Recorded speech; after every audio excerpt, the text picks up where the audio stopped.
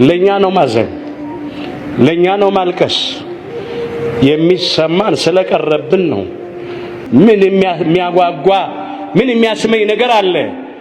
ያለቀበት ዘመን ላይ ነው የደረስነው። አስጨናቂ ዘመን ላይ ነው ያለነው።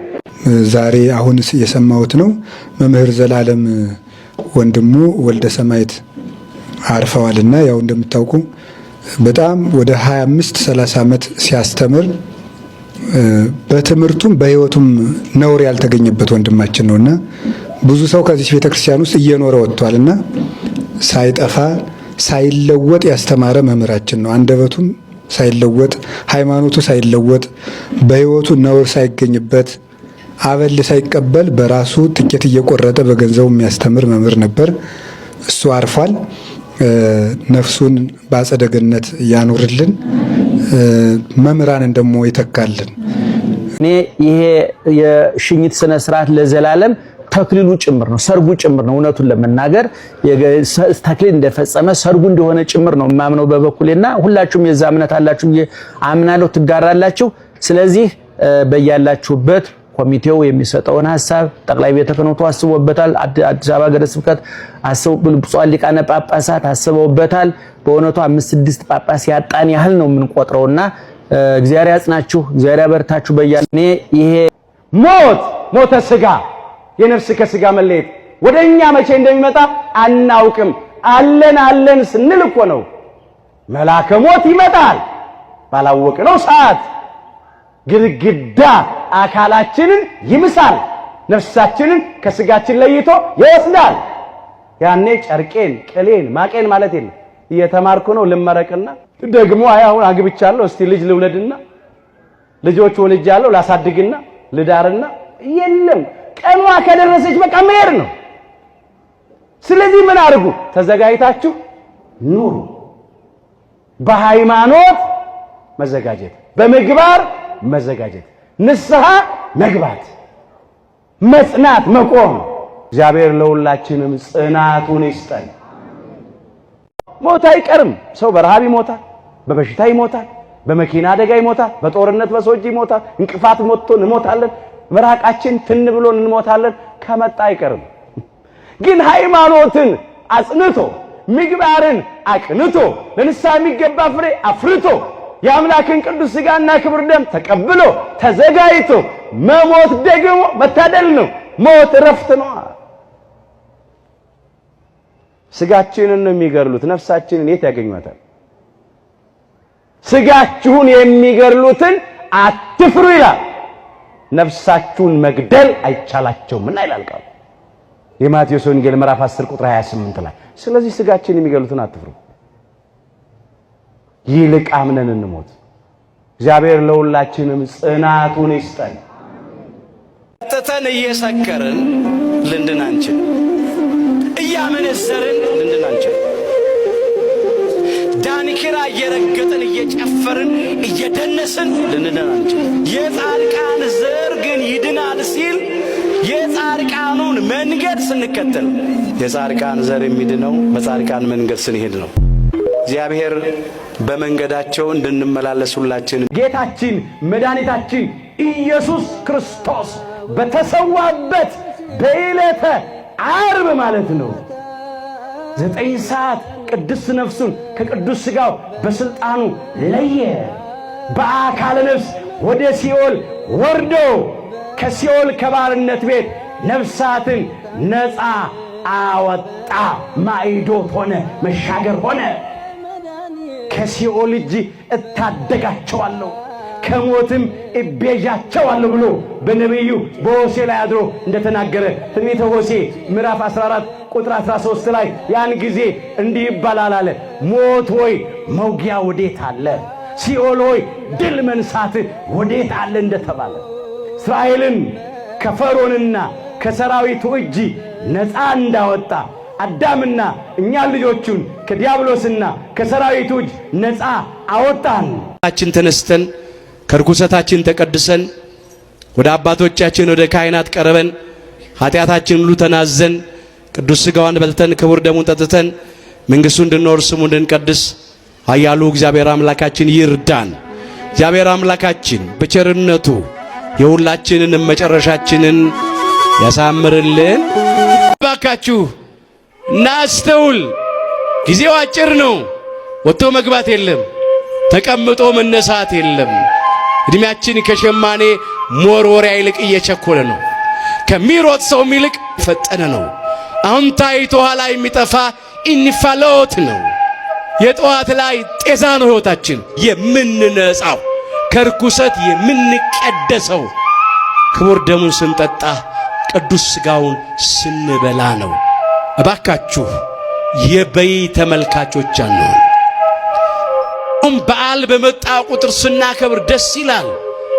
ሰሞኑን በተከታታይ ብዙ በዓላት አክብረናል። በተለይ ይሄ ጥር በዓላት በብዛት ያሉበት ወቅት ነው። በቤተ ክርስቲያናችን የአደባባይ ያሉበት ደስ ይላል።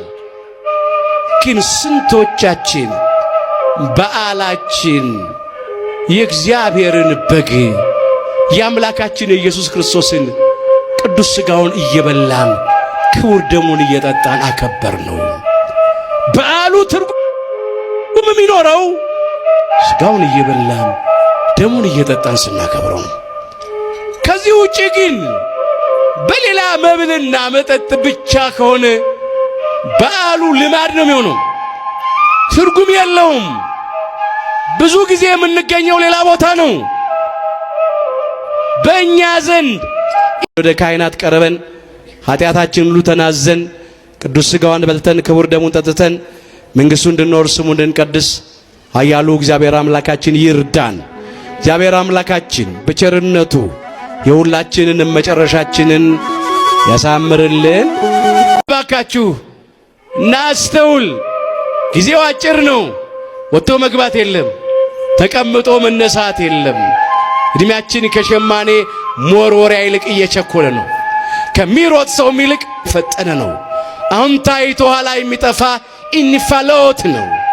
የጠዋት ላይ ጤዛ ነው ሕይወታችን የምንነጻው፣ ከርኩሰት የምንቀደሰው ክቡር ደሙን ስንጠጣ ቅዱስ ሥጋውን ስንበላ ነው።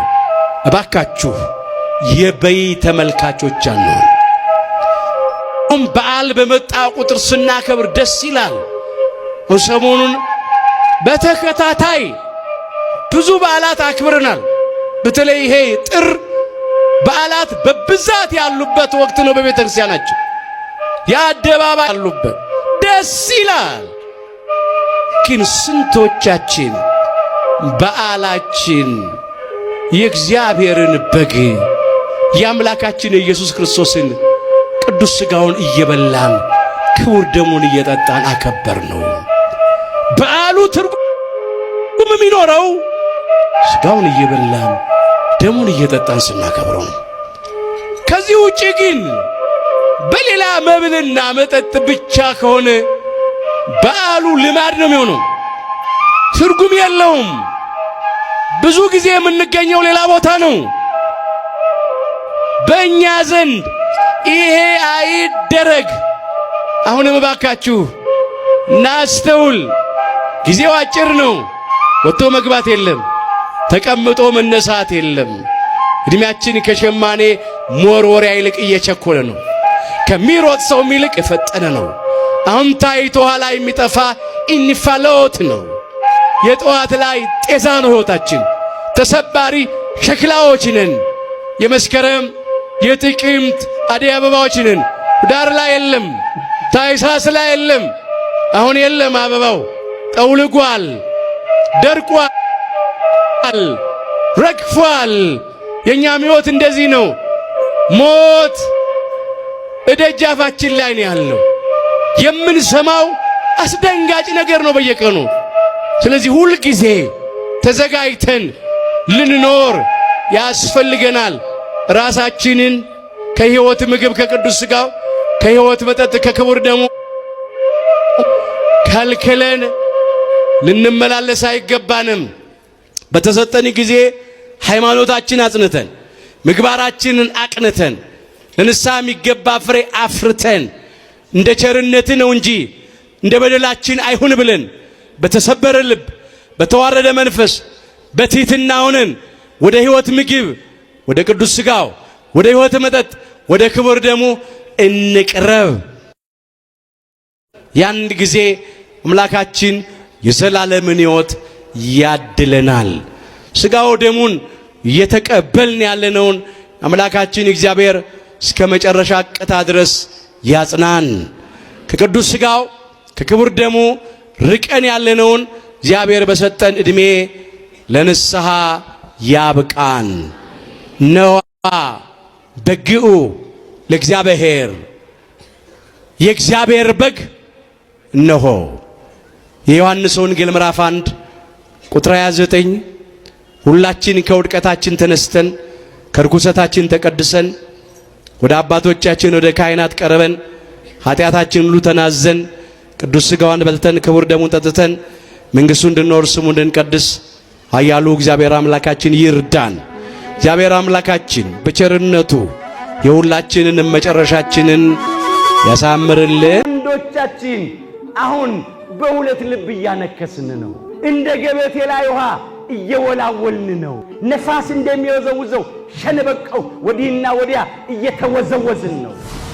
አምነን ተጠምቀን ክርስትናን ተቀብለን ክርስቲያኖች ሆነን የእግዚአብሔር ልጆች ሆነን ግን እንደ አሕዛብ ጠንቋይ እንጠይቃለን። አዳምና እኛ ልጆቹን የቀደሰን ውድ ዋጋ ከፍሎ ነው። የመጨረሻ ዋጋ ከፍሎ ነው።